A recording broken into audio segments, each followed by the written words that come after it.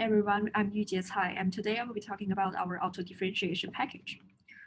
We can do manual differentiation, we can do numerical differentiation using Newton's method, and if we can do symbolic differentiation, what we do here is we implement an automatic differentiation. It avoids the complexity of maintaining an expression tree in a symbolic differentiation, but at the same time, it maintains the differentiation at a machine precision. There are some background information that we need to know about the auto differentiation. First is the chain rule. Chain rule enables us to deal with complex functions with several layers and arguments. With chain rule, we can easily divide the original complicated function into basic parts made up of elementary function. So on the left side, there is a simple case of chain rule implementation. And when we get an n-dimensional input, we have such like an ensemble way of writing. So what are the elementary functions? They're typically defined as summation, subtraction, multiplication, and division, and also exponentiation, trigonometry functions, inverse, and logarithmic functions. So because we are so familiar with the derivative and how to evaluate those functions, as I assumed, so it's easier for us to just like, if we parse our differentiated function into those elementary operations, we can easily calculate the derivative of that. Evaluation trees and the combination graph are important as well. They enable us to visualize auto differentiation. For example, as g equals to x plus y times z, we want to evaluate g at points x0, y0, and z0. In the evaluation trace table, we record a trace of each step and its elementary operation as well as the corresponding numerical value at that point. And the trees can be easily visualized with the computational graph here. So each node will represent operand, and edge will represent the elementary operation. On top of that, we will also carry on calculate the partial derivative here. So it's very useful in our auto differentiation process, no matter it's forward or backward. A dual number is a definition per se, and it's defined as z equals to a plus epsilon b, where the b part is the dual part. And we define the epsilon to be the epsilon squared equals to 0, but notice that this does not mean the epsilon is 0. So there's a quick example to work with. Suppose y is x squared, and we know immediately that y is derivative of 2x. So when we do like a quick computation, and we'll get a final answer. And surprisingly, the dual part contains the derivative of y in like the form of 2a. So this is very useful if we want to store the value and the derivative at the same time. So this is very useful in the forward differentiation. So a little bit more about the reverse mode differentiation. Here we implement the chain rules. So it requires the regression trace without forward mode because it records the derivative and elementary operations. But here we use chain rule to reversely calculate the final derivative. So more detail will be set in the implementation. So let me briefly talk about our software organization. Under the source code, we have our two main modules. The one is for our forward mode, and the other one is for our extension, which is the symbolic reverse mode. And we have a lot of tests on different modules under the test section. We use the PyTest to conduct it. And also we have all the documentations. Finally, in the outer directory, we have a demo.py that contains a demo of usage of our package. And here, under the AutoDiff main folder, we have an elementary.py. It contains all the elementary operations that we need for both our forward class and both for our extension part.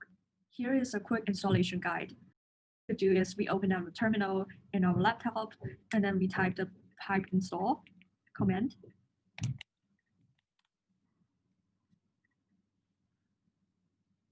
Okay, so here, after satisfying all the requirements, so here we successfully install the AutoDiff package.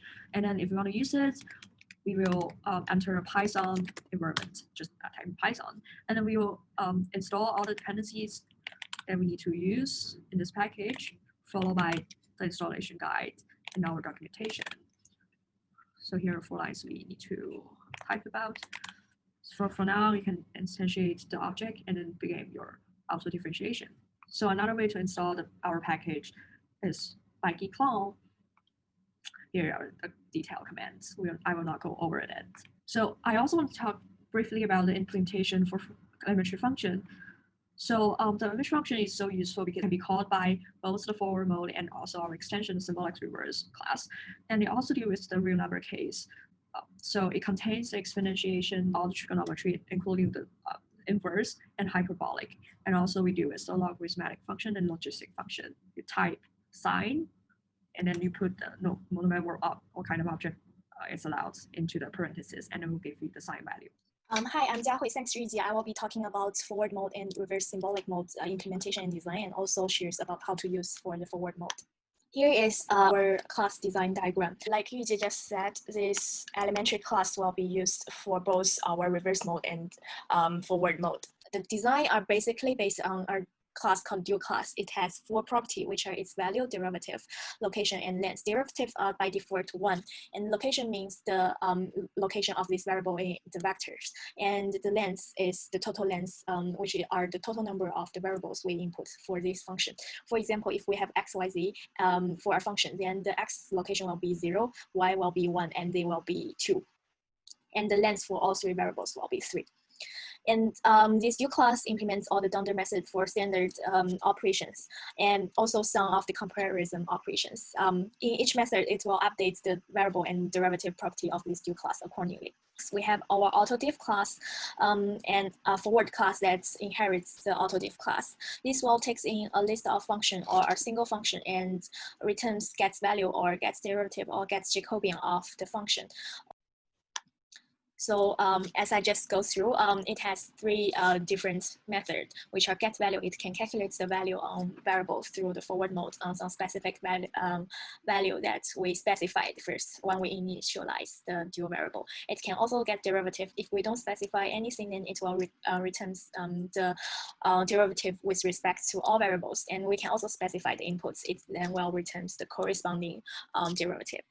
We can also get Jacobian, which returns the Jacobian matrix to a list of functions. The forward mode will have to initialize all the variables. So here we have variable values, derivative, and location, and also the length. Next, we specify a function with all the operations on those variables we specify. And then we instantiate a forward method by taking in this function. And we can then just get value for this function.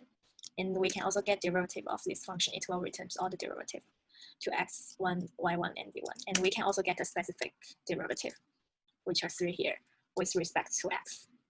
And next, we can also input and instantiate the forward class by a list of functions. So we define F2 and F3 here with more complex elementary functions and also more complex arithmetic operations.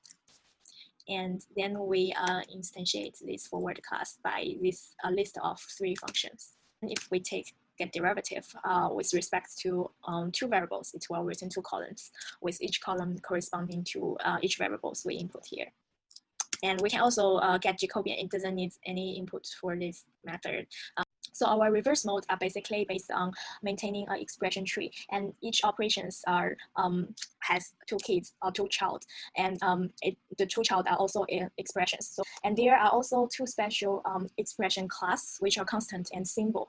Here it means symbol means A and B and C here as the basic variable, and also constant intuitively it's a constant. Symbol has the property name, and constant has property value. And similar to all the other expression that extends basic expression class, each of those has 3 class methods which are evaluate. It can evaluate its value with respect to a certain dictionary of values we input. It also has a method called SymDiff. It can differentiate this expression with respect to a certain variable. And it also has a string method which can print out this expression. We actually implement all the elementary functions and under each different expressions by specifying different SymDiff and string.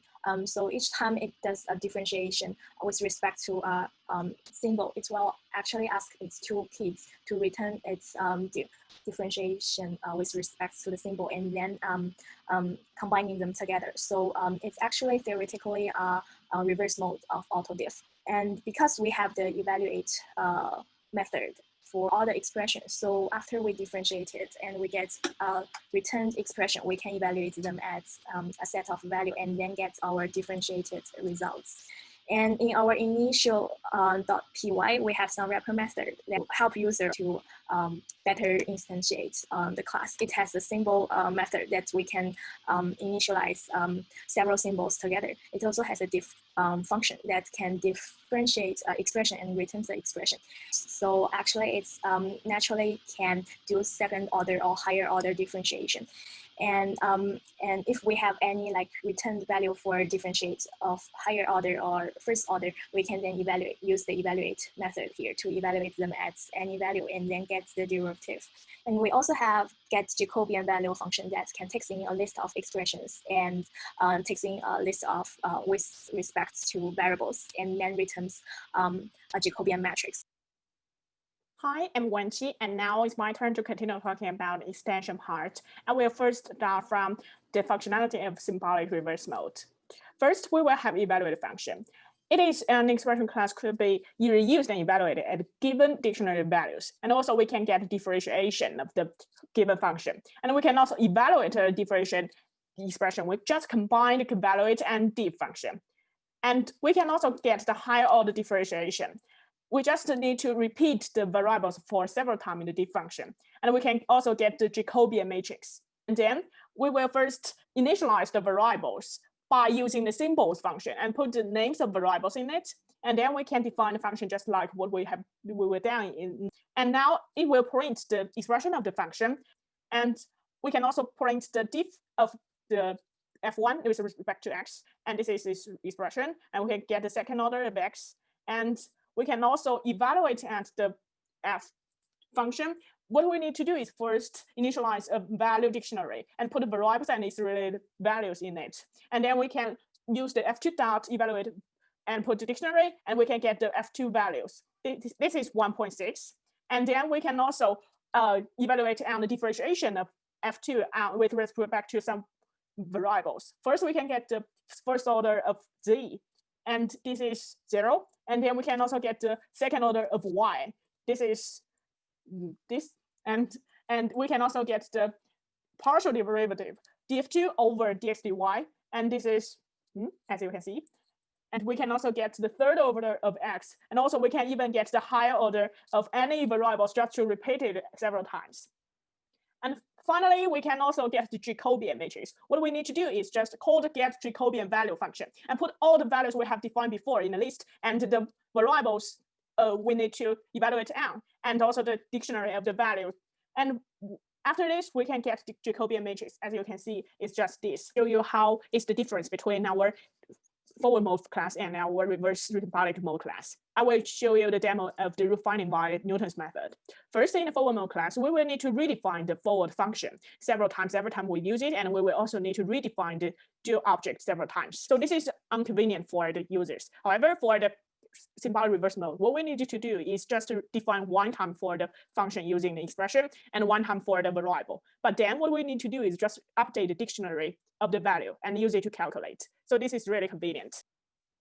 I will continue talking about our future work. That is what we will do to improve our library in the future.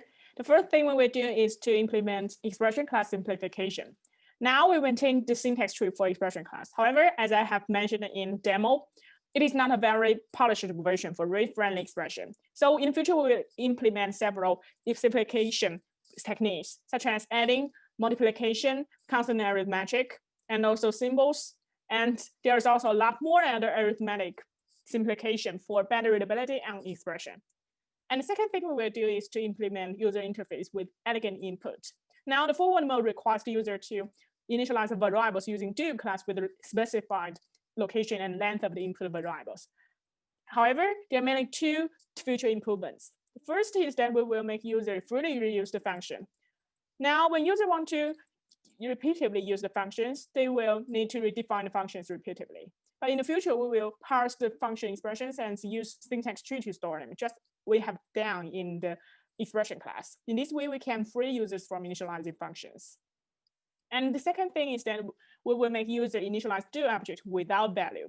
Now, when users initialize the variables, they should first think about how many variables will be used in the target functions. But in the future, we'll use dictionary to store the values. And the user is intended to use in the function instead of the initialized variables, just I have done in this expression class. So in the future, we will combine techniques we have used in expression class into the forward mode class.